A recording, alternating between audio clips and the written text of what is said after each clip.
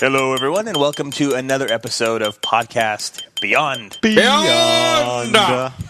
Very nice. I'm your host, Games Editorial Manager Jeremy Dunham, and today I'm joined by PlayStation Team Editor-in-Chief Christopher Roper. All right. And Associate Editor Ryan Clements. Hello. What's with the English accents? I don't know. Special He did it guest time. first. And unfortunately, Greg is still on his honeymoon, but he'll be back in a few days, which means next week he'll be on the podcast. And Jeff is on assignment in, where is he? He is in London, England. Now the Except English that's the accents wrong make thing. sense. Yeah. He's in London covering the Capcom event Wrong that country. I'm sure everyone will be talking about by the end of the week. Yeah. But just to get it out of the way, for you Jeff lovers out there, yeah. There you go. Literally. The thing it's one of those things where part of it is... where you know part of it. There you go. Yeah. All right, Jeff. Love a bitch. You. What are you doing? It was just funny. You're so angry. All right. Time for the Roper Report. For some news. Okay, so... No, Jeff usually says it's time for some news. Yeah. All right, I wanted so to try and mix it up a little. There you go. I liked your version better. It was nice. now that we're getting into release season, there's not really a whole lot of news that comes out, but there was a couple big things last week. First off, for Japan-related stuff, the 40 gig model of the PS3 was made official to be released in Japan. So now just the U.S. pretty much and Liechtenstein are the last two countries that we don't know if it's coming out in. That will launch on November 11th alongside the DualShock 3. 11/11. Think about that. So the DualShock 3 will be out, which is actually more important to us, I guess, for the importers, will be out on November 11th in Japan. My wife's birthday was July 7th this year. Think about that. That's kinda weird. 777. Yeah, it was weird. That's crazy. She's lucky. Yeah. Well, she wasn't born this year. 777? Didn't She was someone just say her that? birthday this year. But if I she was gotcha. born this year, I'd be in jail. Yeah. Chris, go ahead. So then SingStar for the PS3 was delayed so that they could put in more features and make sure, maybe not more features, but make sure that the features that they're ramping up to do are all correct and work well. And, yay, which, it's been one of their big titles for the selling point for the PlayStation Store and went forever now since, before the system launched. And Do they have an estimated release date as to when it actually is going to come out? early next year. There's no specific date, though. And then the second to last, the biggest news I'm going to leave for the end, but the second biggest news is that EA this past week spent some $60 million Right. to purchase BioWare and Pandemic, the two studios that basically joined forces with Bono from U2 to save the world and to basically, strengthen themselves so that they don't have to be purchased by publishers and they can go on their own. We're now bought by the biggest publisher in the world, Electronic Arts. So now EA owns them. If anything, it's bad news for advocates of the independent developer, but it's great news for PlayStation 3 owners because it means now you actually have a shot of seeing some BioWare games. Mm-hmm. And what's interesting, too, is you've got to figure that a lot of what's been happening with Mass Effect at this point has been coming out of Microsoft because Microsoft's been like, cool, we have an exclusive RPG that looks great. So they're putting a lot of marketing time behind it and making it one of their premier shows at all their events. And while the first Mass Effect will almost undoubtedly stay, because it's being published by Microsoft, will be a 360 exclusive, I really expect that sequels will be multi-platform and PS3 and PC and whatever else. So, yeah. So that's good news for PS3 owners. Of course, the biggest news of the week is what? Biggest news of the week is that shipping for the PC is Scallywag in the Cave of the Medusa. That is huge. Not really part of our podcast Beyond audience, but it's so big we had to Once to mention again, it here. that name is Scallywag in the Cave of the Medusa. And that deserves some cross-site promotion for sure. That game could be a total piece of crap or it could be awesome. I have no idea if it's good or not. I just heard Great the name name, 10 minutes ago and had to mention it. So, Fantastic name. Fantastic name. Now, we're going to do something a little bit different than usual. Usually right now we go into our big topic of the week, but we planned ahead this time, and we actually sat down with Richard Lamarson from Naughty Dog to talk about Uncharted when they brought it in a little while back. And we ran out of time last week, really, to add it on to our Insomniac interview, so we're going to run it this week. It's pre-recorded, so if our voices sound a little bit different, it's because Ryan's weird. And it's also because we recorded about a week and a few days ago. But all current information. It was a pretty good interview, I think. And Very good stuff, yeah. He answered some of your questions as well. And he's British. He is. Why? So we can keep that theme going. Best accent. By the way, you guys have the worst British accents I've ever heard. Mine is an Australian accent that I say is British. I'm just not trying enough, obviously. Well, let me hear yours. You want me to say it? Oh, yeah. Hi, how's it going? How are you? No, bad. All right. All right. So here it is, Bad. and enjoy. My name's Richard LaMarchand. I'm the lead game designer of Uncharted Drake's Fortune. I've been at Naughty Dog a little over 3 years now. I came down to Santa Monica to help them finish Jak 3, which I had a lot of fun working on. It was a great intro to the company. And then I was the lead game designer on Jak X, the combat racing game that we did. And before that, you actually worked with Amy Henning before that on the Legacy of Kain series. That's right. I worked with Amy at Crystal Dynamics on Soul Reaver, on the Soul Reaver series of games. So I love working with her. She's a fantastic game director. And she's the game director, of course, of Uncharted. So you're an unbreakable team. It seems that way. Nice. So the game is nearing completion now. You're only a few weeks out from finishing it. What do you have left to do, and what are some of the major improvements you've made since the last time we saw it? Well, we're deep into the bug fixing phase now, and that's all about a lot of polish. We're all about the polish at Naughty Dog. So we spent a lot of time recently tuning and tweaking a bunch of different game systems. Something that we've spent a lot of time in particular working on is the combat. The weapons and the enemies. We paid very careful attention to the feedback that we got from everyone, both the gaming press and people on the gaming forums, to the demos that we had out at E3, at PAX and TGS. And we agreed with people, actually, that there was some funky stuff going on with the enemies. They kind of took a lot of shots to take down, especially from the assault rifles, and some of the AI was not quite where we wanted it to be. So that's what we spent a lot of time doing recently. We fine-tuned the damage that the weapons deal, and also the amount of health that the enemies have.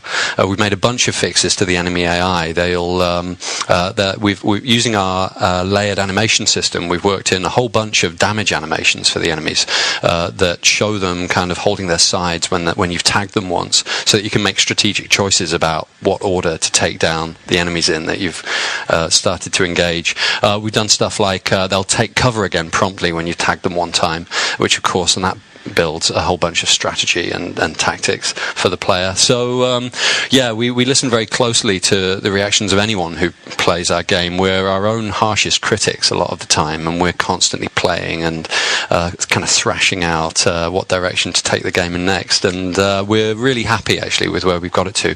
Hopefully, as people get their hands on the game in the upcoming weeks, they'll be able to see the fruits of our labours. Now, we noticed one of the other new things that was added to the game was rumble functionality. Mm-hmm. So with the DualShock 3, can you just hit on that for a second? Yeah, it's something that I love, haptic feedback, as we call it. As a game designer, I love that stuff. I mean,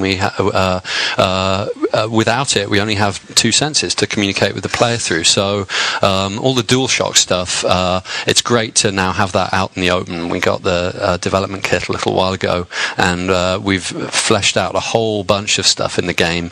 All the kind of weapon recoils, all the hit taking that you'd expect. A whole bunch of DualShock for all the little spot interactions that happen throughout the game, and stuff that's informative of gameplay as well. We've gone for an interface-free health system. So rather than giving you a bunch of health pips on the screen that get depleted, we desaturate the screen as Nathan Drake, our hero, takes damage, and then we start up this pulsing heartbeat sound when he's close to critically low health. And of course, we couldn't resist putting a little subtle bit of DualShock throb in time with the heartbeat, so it informs gameplay as well as making the whole experience a lot richer. I can definitely attest to the desaturation of the screen. I saw that a whole lot when I was playing. I think I died a million times. I was going to check the cables to make sure we had it connected right, but it's just me dying over and over again. Now, one thing that a lot of people were very curious about when they first saw Uncharted way back when was it looks very similar to maybe a Tomb Raider type game, but when you play it, you realize it's actually quite different than Tomb Raider. Can you explain to the people who may not have been watching the videos or following the game quite as closely what makes this game different from a Tomb Raider type of title? Well, really, one of our biggest design goals when we set out to make Uncharted was to really reinvent the classic epic action adventure for a contemporary audience. So even though, of course, we're all big gamers at Naughty Dog and we love the Tomb Raider games, the real source of the game is actually all the research that we did into the whole history of that kind of storytelling genre. We went all the way back to early adventure films from the 20s, even some silent stuff. Of course, there's all of the kind of Saturday morning serials and the B features from the 30s that George Lucas was so famously influenced by. We looked even all the way back to Victorian stuff, to the Penny Dreadfuls that were the kind of the first pulp fiction. Yeah, these kind of shocking, sordid tales of adventure. There's got to be some King Solomon's Mines and inspirations. Of course, I mean that's one of the first texts around this kind of stuff. Bunch of Doc Savage, all of this great stuff, and we found as we looked at all these stories that a bunch of common themes kept coming up. There's chases, of course, are a big part of it, whether chasing enemies who have perhaps kidnapped a friend or being chased by the enemies because they want to steal something from you, cliffhangers, sudden reversals of fortune, a crazy cast of eccentric characters is always a big part of this kind of tale, and shifting allegiances. We noticed people making and breaking alliances throughout the course of the story. All of these things that keep the thing barreling along like any good tale, that keep people engaged from moment to moment. And so we just kind of plucked out all of these elements and made sure that we put all of them into our game, and then created the character of Nathan Drake, who's a contemporary treasure hunter. It's a real profession. Guys like him exist. They're typically people who help people who are looking for historical artifacts, whether they are legitimate, maybe university researchers, or perhaps not so legitimate fortune hunters. And of course, it's a really colourful world, sometimes a little bit of a shady world, and Nate is a bit of a dodgy character on some levels. And I think that between that and the fact that at the bottom line, he's really just an ordinary guy, who finds himself in the course of our adventure in a situation that really pushes him to the very edge of his abilities, is what makes the whole adventure so kind of engaging and captivating. Well, speaking of fortune hunting, there is a lot of stuff that you've actually put in there for gamers as an extra bonus, and that's one of the things he really was pointing out to us today, were a lot of the little extras that you can find and unlock in the game. Can you elaborate a little bit on what people can expect in that area? Yeah, I'm excited to be able to start talking about that kind of stuff, actually. It wouldn't be a Naughty Dog game without a little bit of a collecting game going on, and being a treasure hunting game. It was an obvious cool thing to do. As you explore the environments, you'll notice little kind of intermittent flashes, a bit like a signal mirror happening in tucked away corners of the levels. And if you go and explore in that area, the triangle icon pops up and you can find a little bit of treasure. And we've created all these gorgeous models based on real historical artifacts with special gold and silver and jewel shaders on them. And this builds into our medal system. When you collect a few treasures, you'll get a medal award. And we give away medals for lots of different stuff, cool stuff that you can do in the game. A lot of it relating to combat, whether it's doing a certain number of combos in a row or performing certain moves. And we give medal points for each, different numbers of medal points for each medal that you earn, and then we have a whole reward scheme where the more points you earn, the more rewards you unlock. The rewards are things like movies. We have a lot of movies. In fact, we filled the Blu-ray disc with kind of making of movies. We've had a quiet sideline in lots of little kind of behind the scenes making of movies. We have a lot of stuff about the mocap sessions that we did, a whole bunch of stuff about all the excellent facial animation technology that we've created for Uncharted, and so all of that's in there, as well as a bunch of art galleries, production designs, and concept art, and then some extra special unlockables as well, different costumes for the player character, things that do stuff like change the game speed or stuff relating to combat, weapon unlocks and things like that. So there's a whole bunch of stuff in there that I think is going to keep people coming back for hopefully a second, maybe even a third or fourth, fifth playthrough. And very excited to have got all that stuff in there.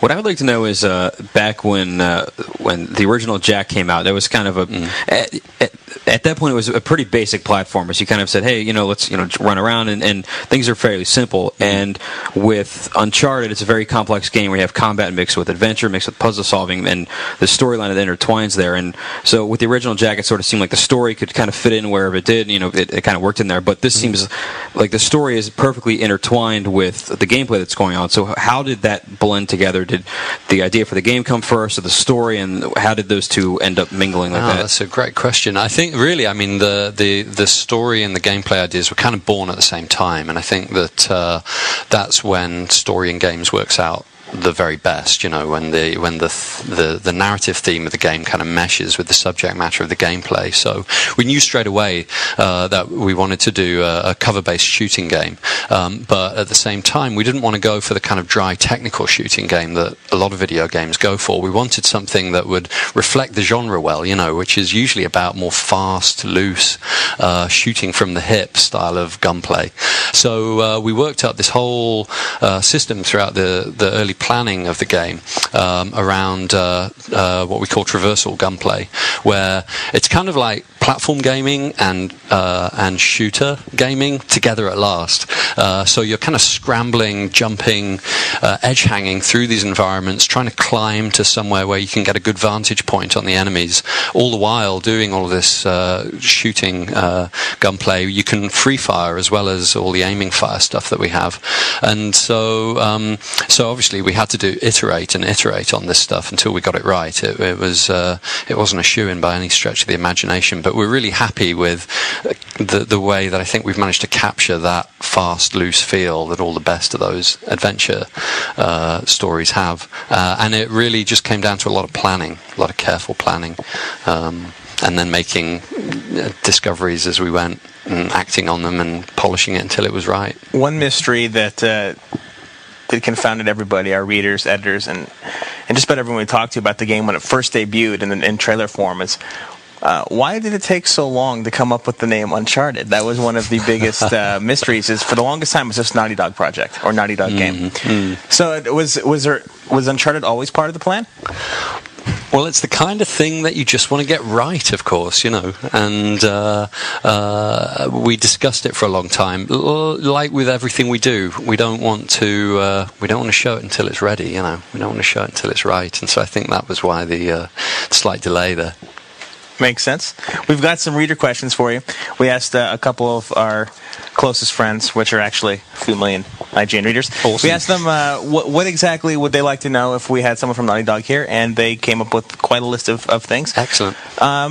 What they'd like to know is, what are you doing to increase the replay value of Uncharted beyond just the typical unlock system? What is it that you think will appeal to people besides this special stuff? What is it about the gameplay you think is the main hook? Well, we did talk quite a bit about the medal system and the reward system and the way that you can unlock different characters and play through those. But I think that really it's the core gameplay that makes it. It's a very accessible game. It's an action game in its heart. And so it's very easy to get to grips with. But I think like all the best games, we've worked hard to make it so that it's easy to learn but difficult to master. And I think that it's kind of the variety of player choice in each one of the combat setups which is going to keep people coming back for multiple playthroughs, because I'm still discovering myself, new ways to handle a particular encounter. And just between the combat system and this kind of traversal gunplay and the whole array of weapons, you've got so many choices, so many ways to figure out a particular encounter that is very kind of draws you into it. Nice. IGN user Kudo actually has a question that's already been answered today, and it was, where do you guys stand on the whole vibration thing? I guess that's obvious. We love it, yeah. But one way to expand on that would be, did you always know going in that you were going to eventually add vibration, or is this something you just recently learned about? I mean, it's kind of, in that grey area. We knew for a little while before we were allowed to talk about it that we'd be doing it, so we had some time to plan and execute against it well. Nice. So this isn't necessarily a last-minute thing. It is still like, no. Okay, excellent. Angry Shadow Man, who's a regular contributor to the IGN podcast here, wants to know if there's actually going to be any bosses in your game. We don't have any bosses in the traditional sense of video game bosses, but we do have quite a few encounters which kind of bring the action to a real crescendo and kind of punctuate the point in the story as well as the evolution of the gameplay. So it's a kind of yes and no answer to that question. To expand on that, actually, how are you making sure that the aside from just the environments that battles are taking place in, that things get mixed up as the game goes on? Because a lot of other games use different enemy types and you're mixing things up, but if you're constantly fighting outlaws and whatever, then how do you change that? Well, one of the ways that we mix it up is with set combat pieces. We have a couple of vehicle sections that we showed a little while ago, and that we will be showing soon. There's a Land Cruiser chase through a kind of dilapidated Spanish colonial road that leads through the island, through patches of jungle and bamboo groves and stuff, and you're being chased by the pirates who have been hounding you the whole game. So it's an awesome physics-based rail shooter. You have a 30 cal machine gun and a grenade launcher on the back of this jeep, while Elena, your allied NPC, she's driving. So you get to blast away at the pirates as they chase you in their ATVs and trucks. And because it's physics based, there's a whole bunch of ways that it can unfold. If you shoot the driver of a truck, he might swerve into the ATV next to him and run them both off the road. And so that's just one way that we switch it up. We also have a level with a personal water transport, a little jet ski that you can use to explore the water areas in the game, and then of course there's the puzzles and the more dedicated platforming sections of play. We're always very keen to keep switching things up on the player, like I was saying about the way that this genre of stories unfold. It's these constant turnarounds, and so we in the planning stages we always make sure that we keep switching things up, keep it fresh and exciting. Angry Shadow Man would also like to add that he wishes that one of the bosses, if there was one, would be a big lobster with an AK-47. I don't know what that means, but that's what he'd like to see. And then he apologizes and says sorry, he's really craving seafood as he writes this. It's entirely reasonable. Nafail1234 asking an excellent question, wants to know when we think we're going to see a demo for Uncharted on PSN. I don't have that information off the top of my head. I'm sorry about that.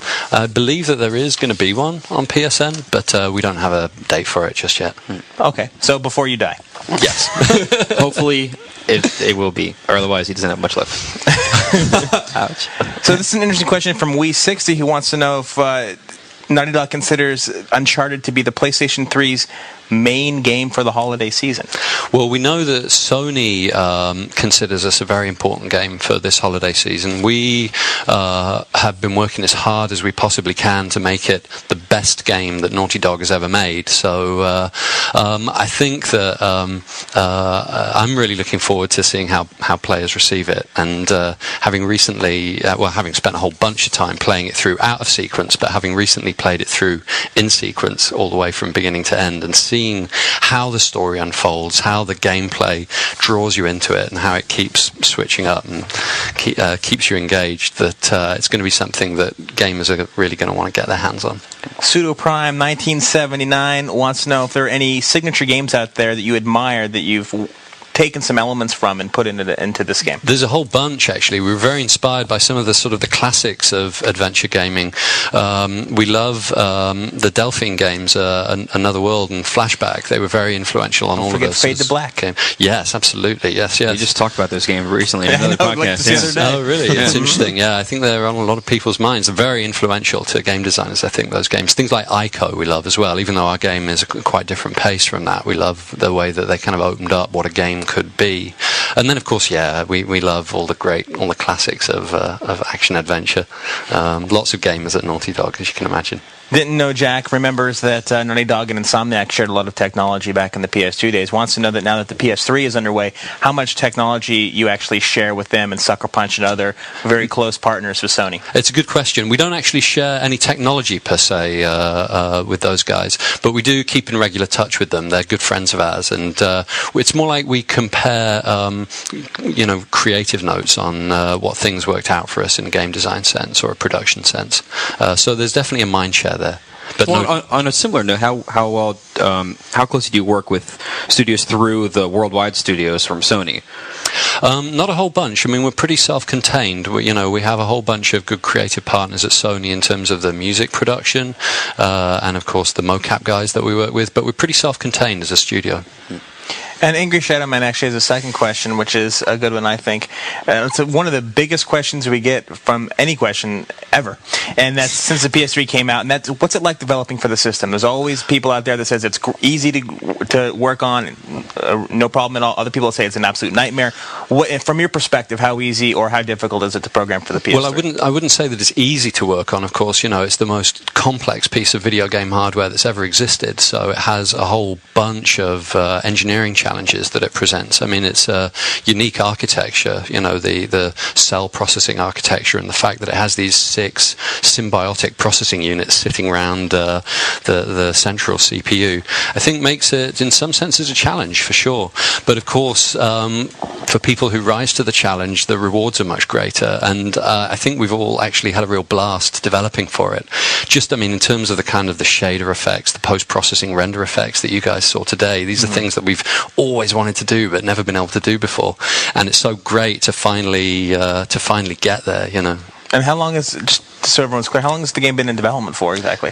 I think that the whole of Naughty Dog's been on it since the end of Jack X, so it's been close to a couple of years, but of course there's been work going on the project for even longer than that, pre-production work. So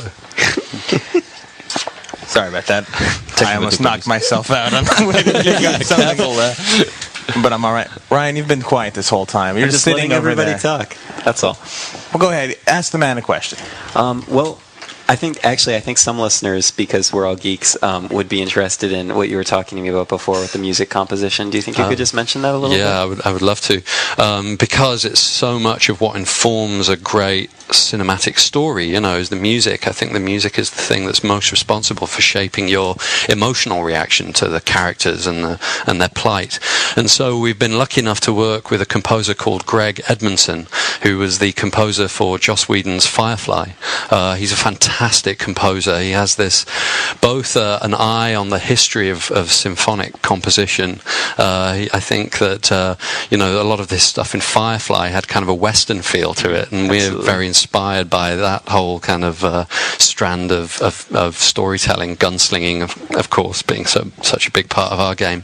But he also has a very sort of forward-looking musical composition sense. He uses a lot of very strange instruments in his compositions, and so it was something that's been just an ongoing delight to discover as we've implemented the music. We actually recorded the live orchestra who played our soundtrack up at Skywalker Studios at their facility up there, where we can isolate the different parts of the orchestra to make so that we could do the adaptive music that the game has. Adaptive music, of course, being music that responds to the events in the gameplay and plays out in different ways depending on what the player chooses to do. So, yeah, I think that it's something that certainly Joss Whedon fans are going to be all over. But I think that just gamers generally coming to Uncharted are really going to dig the music a whole bunch. The question I was going to read as I leaned down and destroyed my face was from our last reader question from Goldberg Rocks. And what he wants to know is, even though we know you can't talk about it, how far along is your next project, or how long before we get to hear about what's after Uncharted? Well, we've been very, very focused on Uncharted thus far, so and certainly I'm afraid I'm not at liberty to talk about any of our future plans. Suffice to say that there's exciting stuff coming down the pipe. Cool. And then once the game's completely done, what are you going to do with your time off? I'm going to take a nice vacation. I'm going to do a little bit of international travel, maybe get some ideas for future treasure hunting, archaeological games. And of course, I'm going to play a whole bunch of stuff. I have a stack of games next to my consoles that's about hip high at this point. What's at the top of your list? What are you looking to play? Well, I'm really looking forward to getting back to BioShock at the moment. I had to put that down to get on with my work, only a few hours in, but really have been loving that. I'll be interested to see what you think of the ending. Chris and I were talking about this today. We both loved the game. We thought it was really well done, but at the very end, we thought the payoff, at least I did. I know you share a similar opinion. Payoff. No spoilers. No, spoilers. I won't reveal anything, but we thought the payoff didn't match the story leading up to it. Which is a good question. The payoff in a lot of games is bad. How good on a scale of A to E is the payoff? And on 1 to 11. Use a Spinal Tap score. I think it's an A. It's a pretty strong A. Very good. Are there multiple endings, by the way? No, just we one didn't go ending. for that. Yeah. But then twists and turns and. Yeah, I think people will be satisfied. The roller coaster ride? Yeah, that's what it's all about. All right, cool. Well, I want to thank you very much for coming in and speaking to us. I really appreciate it. Well, and you're welcome to come back anytime and guest host, and you can replace Ryan. You've said more than he has in 20 minutes. Well, thanks for having me, guys. It's been awesome being here today. It's a real pleasure to come by. Thank you. Looking forward to the game. Awesome. And we're back. Oh, my God. How was that? Oh my God. Amazing. Pretty interesting, though, yeah? Yeah, it's a good interview. Absolutely. And, even though we asked a couple of questions from the readers during that interview, we've got this whole stack of more recent questions also that came in while we were waiting for that interview to post. So we might as well just go ahead and add a bonus reader mail. Reader mail. Is that your Greg? That's my Greg. Reader mail. Oh, yeah. He has like 4 of them now. Just alternates. He's got to mix it up. Yeah, exactly. That's the key to a genius like Greg. Genius. And what is... Jeff says something whenever he says mailbag, too. Mailbag? Is that what he says? Is that what he says? All right. I thought that they worked off each other. Like, Greg would say something, and then Jeff would come back with the other little He kind of does bonus. like a be-owned thing, doesn't he, or something like that? Oh, well. We could just... there we go. All righty. First question comes from Wii60, and he admits, this is a little off topic, but what do you guys think of the once great developer Nintendo? They have been getting lots of praise lately, and I would like to know what the PlayStation editors think. Those are you two guys. Go ahead, PlayStation editors. I think Nintendo is a very, very, very solid developer, possibly the most solid in the industry, although they play things way too safe a lot of times. And a lot of their games, like the Mario Party franchise, they've run into the ground. They don't really do anything new with it. And well, technically, they're not the developer, though. They have Hudson on those. Okay, well, yeah, that's true. But I mean, Nintendo, owns the thing, and they kind of direct where it's going. And that's the case for a lot of their franchises. But I mean, at the same time, almost all of their games are at least of very high quality. But they haven't introduced really a new franchise in a long time, and. They do a lot of good things, like, they give Retro the Metroid series, and that gets, redone as a first-person adventure shoot or whatever the hell you want to call it. But, yeah, so, I mean, they're sort of hit or miss by me. And some things, I don't know. I mean, it's weird because half their stuff is dependent on what hardware they're making. So, like, they go, okay, let's make the Zapper, and now they have Link's crossbow training or whatever hell it is, So. Overkill? Could be. No, I'm asking you. That's your name. My opinion? That's your new name. That's my new name. That's your new name. Thanks. Overkill. No, do you want me to kind of give a full response there? Because I think that, no. The greatest thing about asking Ryan questions is after you ask him a question, he's like, "So you want me to answer this question?" You started with overkill. That's right. Like, how do you want me to answer that? Meaning you. Go ahead. I will agree with most of what Rope said, and then I'll also say, I'm a fan of Nintendo. One of my first systems was the original Nintendo Entertainment System, and I do think that although the Wii is great. I also have one of those. I just think that the way it's being hyped and kind of lauded as this like be-all, end-all, sent from the divine to inspire all of us to be better people, or whatever you want to say. I think that's a little going over the top. I think that as of right now, it doesn't have that many fantastic titles. I think there could be more, because it seems like they're kind of just cranking out some that are just repetitious. They just take advantage of the Wiimote very simply, and then they don't actually make like a very in-depth game. But besides that, I mean, the Wii's great. I have a DS Lite. That's a great system also. So obviously I have no problem with Nintendo at all. They're a good developer. GTA 3 AVCASA asks, Chris, After going through the boards a bit, he stumbled on the God Hand board. That's a good one. He hasn't taken time to read your review in great detail, but the users claim Which that means you he didn't read it. the users claim that you downgraded the game for being too difficult. I never trust random board members, but is this true? If a game poses great challenge, will it be docked? So here's the deal. There's difficulty for the sake of providing you with, when you actually beat something, you get a lot of reward out of it, and and there's enough there that makes you want to keep back and keep trying it. The Ninja Gaiden series is a perfect example of that. I love that series. The series is hard as hell, but it doesn't ever feel cheap, and you get a lot of reward when you finally pass an area. With God Hand, it seemed to me to just be really cheap, and I mean it's hard, and so some people anything that's difficult, some people are going to say, okay, that I like that it's hard because I was able to pass it, but a lot of people in that case. For me specifically, it wasn't fun. It was harder than it needed to be. It could have been easier and been the same level of enjoyment, I think, and which there really wasn't any. But regardless, it was hard for being hard for no other reason, and it didn't gain anything from being hard. I still think it's hilarious that people get angry at other people for having a different opinion than they do. Yeah. Damn it! He doesn't like God Hand as much as me. It must be killed. He must die. I've never seen people, going to big movie conventions talking about how they need to kill Roger Ebert because he gave Water for Chocolate a thumbs up and they hated it. Water for Chocolate? What the hell is that? It's an old movie. Okay. I don't want to get into it right now. Yeah. Ninja Annihilator says now that Sony has announced the DualShock 3, will Uncharted support Rumble functionality? As you know, based on our interview we just held, yes, it will. Beyond. Bear in Mind, that's a good name, because it's Bear in Mind. Huh. Not bad. Oh, actually, Not that's too good. shabby. What do you guys think of the PlayStation Eye? After reading Sarah Stocker's post on the PlayStation blog, it seems to have a fairly cheap price tag for its range of capabilities. AV chat with friends, a built-in microphone for online gameplay, and free software that allows for picture and video editing. Sounds like a steal at $40. Do you feel that the Eye is worthy replacement for a headset, or is it worth it to have both? And do you know of any upcoming software coming for that, other than Eye of Judgment? Let's go with the Eye itself. I did a big hardware feature on it when we got it in the office, when we got the Eye of Judgment review copies, and it's not really all that good. It was supposed to be an HD camera, but it's not. The video quality isn't really all that good.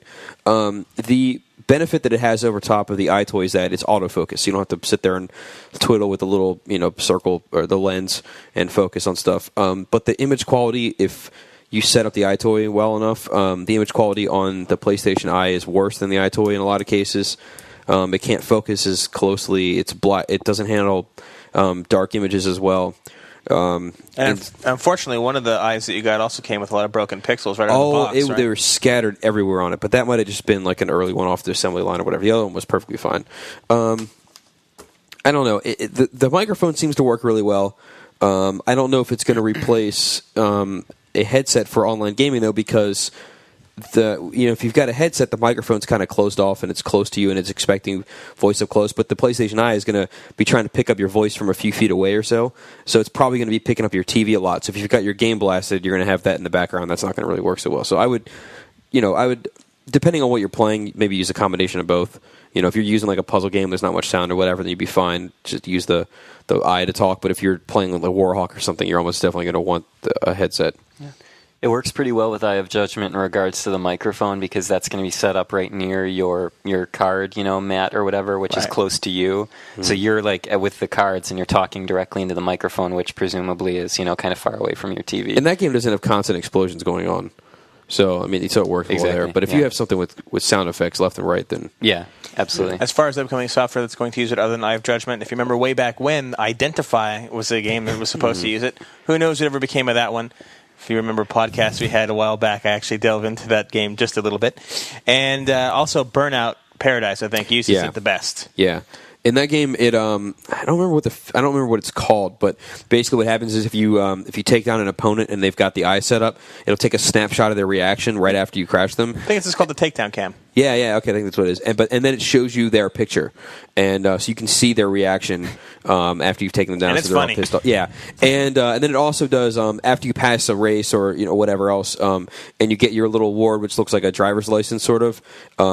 It'll or maybe it's when you create your character.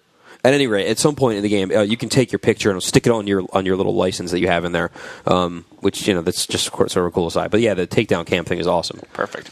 This guy wants to know if we think that Sony is purposely holding back the PlayStation 3 because they don't want the other consoles to fade out. No, I don't think so. No. If they try to slow down PS3 sales at all, which doesn't make any sense, then that means they're shooting themselves in the foot and screwing their future. They want to sell as many PS3s as possible. They want to keep the PS2 going, and so you might see where they might, if you have a game coming out for the PS2 in October and then a different one for the one in November, they might hold back PS3 advertising a little bit for the November game until the PS2 game's out. That might just be sort of a marketing thing, but it's not. They're not intentionally trying to keep back sales. That's definitely not true. The general key to success, folks, is to be as successful as you can, as early as you can, and make as much money as you can. Purposely trying to withhold that would make zero sense in any business structure. Yeah. Didn't know Jack has a simple question for everyone. Guitar Hero 3 or Rock Band? And it says, Ryan, don't wuss out and say both. That's what it says. Rock Band. Rope. I gotta wuss out and say both, man. So here's Wasn't Ryan you had to worry about. Here's the thing, though, is Guitar Hero 3... so we haven't seen the final version of either one. I haven't played Guitar Hero 3 in a while, but from what I've seen of the game and the track listings, Guitar Hero 3 is going to be the better straight-up guitar game. It's got faster songs. I mean, if you're into metal, that's definitely going to be the better game for you there. It's got more songs. It's got more difficult songs. It's got songs that are more involving for just the guitar, with more solos, things like that. Some of the tracks in Rock Band will be pretty tame as far as guitar parts go, and so if you're just only playing the guitar part, it's going to be fun but not incredibly interesting. But Rock Band's made for the band experience and multiplayer, so you're going to get a different experience out of both games. Guitar Hero 3 is for gamers like Roper who could literally travel back in time with playing their guitar because they can go so fast. That's basically what it's for. Sure. It's true. I'll go back and play some Johnny B. Good at a high school dance in the 1950s. Just make sure your mom marries your dad. Yeah. I think that I haven't both pre-ordered and paid in full, but I think that in terms of the consumer, I bet you Guitar Hero 3 outsells at 5-1. Yeah, well, just because of the price point? Well, no, more than that. Number one, it has brand recognition. The general user doesn't know harmonics that much. The general populace knows Guitar Hero. They just see Guitar Hero out, and there it is. Oh, it's another one. Number two, Rock Band is more of a party game. That's something that you need a lot of people to get the most experience out of, as Chris said. Unless you're playing the drums, most of the other tracks you play are very reserved in terms of how much interaction you have with the vocals would be good on it. That's true. Remember, though, the big thing, though, is when Guitar Hero was coming out, nobody had any idea what that game was. When it was first coming out, people were like, well, I don't know what this crap is. And then as soon as anybody saw the game, I had people over my house. I was playing it the week before launch, and people would come over to my house and were like, I don't have much money, but I'm selling anything I can to buy this game. But so as soon as people can play Rock Band, then they'll be sold on it. But as you touched on, that is the third point, is the price point. You have a $170 price point versus a, $90 price point? $100. $100? Yeah. You're getting a game that anyone can play by themselves, that they're familiar with, general populace. It's cheaper. I don't know. I think that you're going to see more sales on Guitar Hero than Rock Band. You also have to buy another guitar, right, if you want the full band experience. Rock Band only comes with one guitar. That's why people are going to also buy Guitar Hero, is because the Guitar Hero guitar is compatible with Rock Band. Yeah, and it's wireless. And you know what? There's rumors that I saw going around this morning. I don't know if they're unfounded or whatever, but that for Rock Band you won't be able to buy the instruments separately until next year because they're going to be in demand for basically whatever. So you have to buy the bundle in order to get the game. There you go. And I should correct something I just said. They are wireless for PS3 to begin with, but the 360 Rock Band controller is the wired one. Yes. Yes. This question comes from Angry Shadow Man, constant contributor to our question segment. Should I, as a hardcore gamer, be worried about the future of the PlayStation 3? He's one of those guys who camped out and bought the PS3 on day one, paid full price, and bought 2 games, and never questioned any of it. And he didn't understand why it was so cool to hate Sony. He owns all 3 consoles, but PS3 was his only day one purchase. Good for you. And he waited a year for the 360 and 7 months for the Wii. In his mind, Sony is still making money off the PS2, but that damn console is still selling well. I don't think I should be worried, but people keep saying there's nothing to play. His letter goes on, and he ends it with Beyond. So in short, though, is he delusional, or is Sony going to be fine? I don't think he's delusional because there's a whole lot of games coming out in the first quarter. They're going to make very good use of the system. You're going to have GT5 concept prologue at the end of the year, and then hopefully the full game by the middle of next year. You have Metal Gear Solids coming out. You're going to have Little Big Planet, Infamous, Killzone, Burnout, Africa. 8 days, Final Fantasy 13 at some point, maybe. Yeah, so there's a whole ton of games that are coming. Well, at some point anyway. But there's a whole ton of games coming out that very likely, at least at this point, we're only going to see on the PS3. And I mean, there's a lot of really good software coming out for it. Now, whether Sony's going to be fine or not, I mean, the PS3 may wind up being the epitome of a hardcore machine. It may sort of be like the Dreamcast was, where like you had all these hardcore people playing it. There's a lot of really good games for it, like all the ones we just announced. But a lot of the cross-platform games are being bought for other systems, and so we'll see. In terms of title-for-title quality, the PS3 is the best system to have in terms of how much software it has compared to how many of those are actually worth buying. The issue it runs into is that a lot of those games that are worth buying, you can get on other systems. And in a lot of those cases, those games are also better on other systems, like the EA games. Exactly. Or they're titles that we saw 6 months ago on PC and 360, and now by the time you get them on PS3, it doesn't really make sense. That should all start changing, though. I was one of the guys way back when that thought that Sony was going to be able to come out of the gate strong right away and really do this, but they've run into a lot of problems. And even I, somebody who was confident that they would once again lead the market in this generation, I'm not so sure anymore. Based on what I'm seeing, I think that they're on a path to stay in third place, no matter what they do now. Because as someone who follows the industry, it looks to me like they're not quite sure what they want to do. Yep. How many PS3 systems do you need to have? Well, here's a 40 gig, here's a 20 gig, here's an 80 gig, how many systems do you need? This one has Wi-Fi, this one doesn't. This one has Chrome, this one doesn't. By the way, this region's getting this type of PS3 and this one isn't, and we'll talk about what region gets the other ones later. And then on top of that, a lot of their titles are getting pushed back. Everything's getting pushed back. Even stuff that's been out for months on other platforms. That makes zero sense to me. Yeah. And if you're a gamer that's waiting in the wings, and for some reason you haven't yet taken that leap, and you see all this happening, that doesn't instill a lot of confidence in, that's a system I want to buy, because the only thing you're seeing is delay after delay and weird decision after weird decision. Yep. So I do think they're having major problems over there that do need to be fixed, and if they don't, I think Chris is right. It's Dreamcastville for that one, and then they'll just have to cross their fingers and Jeremy said hope for the next one. Burned. Jeez. Well, I got my start at IG on the Dreamcast channel, so I've been here before. Inline Henry wants to know if there's any news on War Devil. He checked IGN's War Devil page, and even though the Xbox 360 version seems to be canceled, it's still scheduled for 2008 on the PS3 page. The last time anyone had seen anything related to this game was at E3 2006. Is it still on the way? It is absolutely on the way. Yep. They've basically just been quiet about the game because, it's not coming out this year or whatever. And so they're like, let's hold off, let all these other titles take all the media and whatever, and we'll wait for our turn. And so you should start seeing more about the game pretty soon. But it's definitely still in development.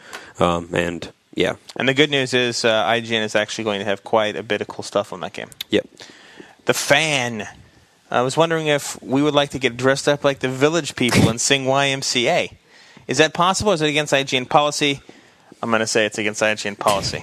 Also, why would we dress up for a podcast? I don't know. That doesn't make any sense. A lot of people have requested a video podcast. Well, I can tell them we are going to have a video podcast. Not a permanent R. But it's not necessarily a permanent one. It's more of an experiment. We're going to do it with GameScoop somewhere down the line, see how that does. And if it's something people want, maybe we'll do it more often. Another question from the fan also is, what do we think about the Monster Hunter fiasco? I don't know. I think that affects Japan more than the U.S. I think that in Japan it's a very strong blow considering how well that game is sold on PS2 and PSP. But here, it's only been a marginal seller, so I don't think it affects the U.S. market as much. Same with Europe. Yeah. Actually, it sells a little bit better in Europe than here, from what I understand. But It has done a fair bit to help PSP sales, though. yeah. So, I don't know. We'll see. But yet again, another example of another PS3 exclusive Yep. that has been poached or pushed back, and in this case, no longer exists. Mm-hmm. Rob Shock wants to know which we think is going to be the better game. This is a very tough question for me, by the way. Ratchet and Clank, Future, Tools of Destruction, or Uncharted, Drake's Fortune. And don't give me some Nancy Boy political answer like, well, they're very different games, and they have their own strengths and weaknesses, blah, blah, blah, puke.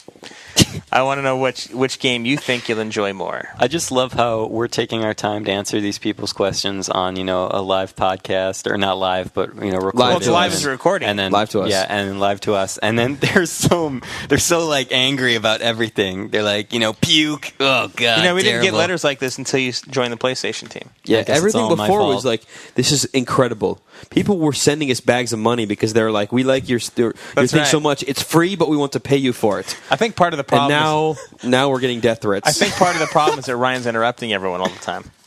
Yeah, probably. You just true talk at way all. too much, dude. It's not true. I know. I talk when I Well, have you That's see, spoken what I'm irony. saying is that, if Yeah. you would stop, then it would be cool. Anyway, go ahead. Which game are you looking forward to more? What's Ryan? going to be better? Oh, okay. I will probably go with Uncharted just because I have not, and this is not because I dislike the series, but I've just not followed Ratchet as much because I did not get a chance to get into it, and I will do so very soon because I do want to check out Tools of Destruction. Rope? But I would probably, choose Uncharted. The one that I'm more interested to play, I'm not going to say which one's better. I'm going to say the one that I'm more interested to play is Uncharted because we've played Ratchet before, and so I'm more interested in the new game. And I also like games with dark themes and things like that, so I'm more interested in Uncharted. All right. Well, I'm a huge Ratchet and Clank fan, and so that's the one that I'm looking forward to more. But I'm with Chris. You can't say which game's better until we play through two finished versions of the game. I have the finished version of Ratchet and Clank, but I don't have the finished version of Uncharted, and I'm not probably going to be able to play that until after Greg reviews it, so I'll be finding out with the rest of you how good that game is. But, yeah, irresponsible to say which one's better at this point because we really haven't been in depth with either one. Both of them look like they're going to be a lot of fun, though. Yeah. And now that I have Ratchet and Clank Future at home in its finished form, I can say that I'm pleased with what I see so far, so it's off to a good start. This is for the entire team from Stoicism99. And wants to know what our opinions are regarding the PlayStation Network after almost a year of being live. Is Sony leveraging its media catalog for music, TV shows, and films the way it should? No. What changes would each of you like to see for the PSN? I would like to see some sort of. The marketplace needs this too, and so does the Wii, whatever the hell they call that over there. Virtual console. Yeah, they need some sort of search feature. Things are grouped, and they're not grouped all that well, and it's kind of a pain to shuffle through it. And I don't really like all that kind of stuff. I think it looks terrible. It looks like a web page from 1998. They need to make it slick and cool. The PS3 is shiny, it's black, the controllers are the same way.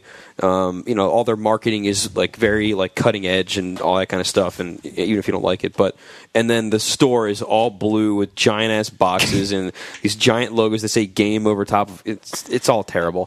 But that doesn't have anything to do with content.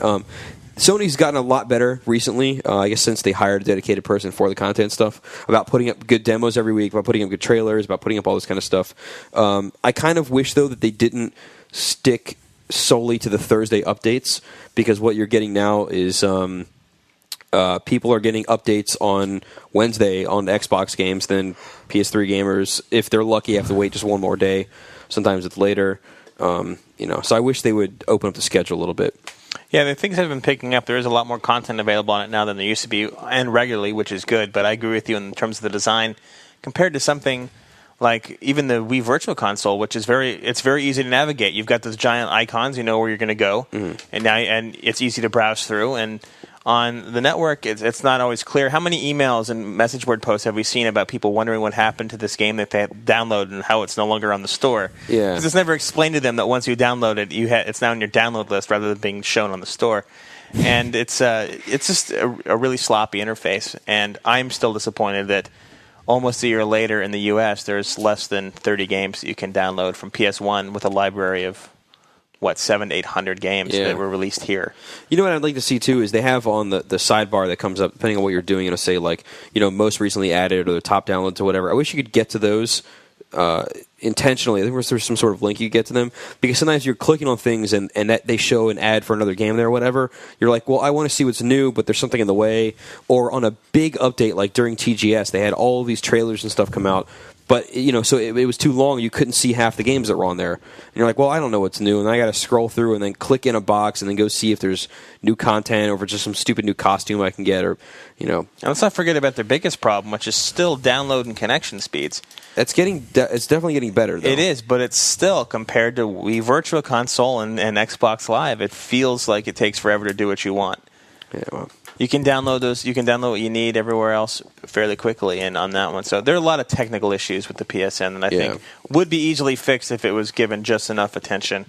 I think that if there's one area of improvement that I think you're going to see the next year improve, it'll be that. They have made a lot of drastic positive improvements the last few months, and hopefully that'll continue.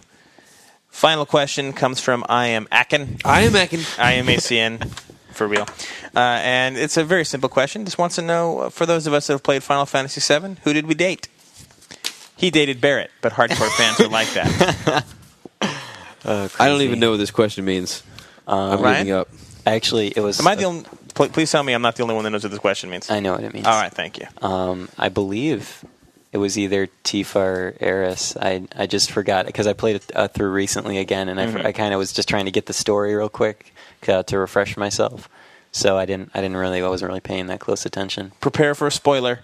I dated Eris simply because I knew that she was going to die, and I figured I'd get as much time with her as possible. Oh my God! Spoilers galore. There you go. Terrible. OMG. You just ruined that game over a decade ago. Played through it twice.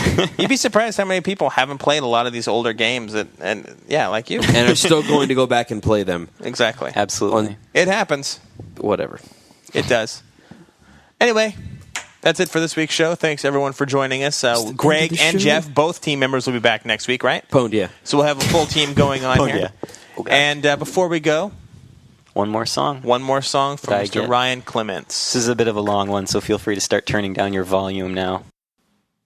All right, so Rope, you're going to help me, and you're going to keep time by snapping. Okay, and, start the pace, and then I'll do it. It's just going to be kind of like a kind of jazzy. This is a bit of a long one. This goes out to all those. That doesn't matter. Well, it's a marvelous day for a podcast with a new Metal Gear on its way to our heart. Yeah. And Nathan Drake's gonna hit with Uncharted. Even further news will arrive when we start. I read that wrong, so. And although Greg's not here to do singing, he just got hitched, so we think it's okay. Welcome to the dungeon. And Mr. Haynes is also quite absent, but I have no freaking clue what he's doing today. And all those other podcasts, they're not as cool 'cause they're too scared to sing. Beyond. And all those other podcasts, they're okay. Except they suck. Just kidding. Can I just get one more Beyond from my team? All right. Can I just get one more Beyond with you all night? See you next week, everybody. Enjoy your week, and we're out.